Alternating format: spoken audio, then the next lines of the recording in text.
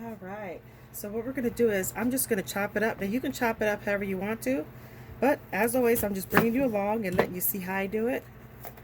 And there's always different ways that you can cut it up.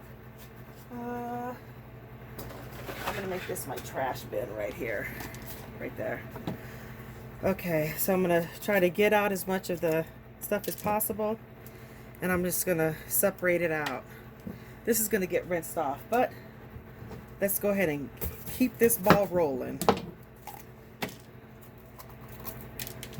Okay. So this is how I do it. I just cut the tip off. Put that right there like that.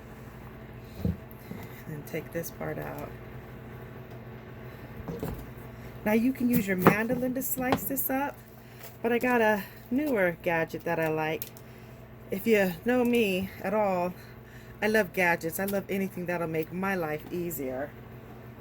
So I have a chopper. Take that off. Put that aside.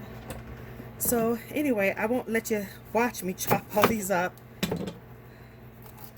but I just wanted you to see how I cut it. Give you my pointers, because pointers are nice. Alright, we're 3/6 half done. I'll go ahead and finish up and I'll bring you back. Okay.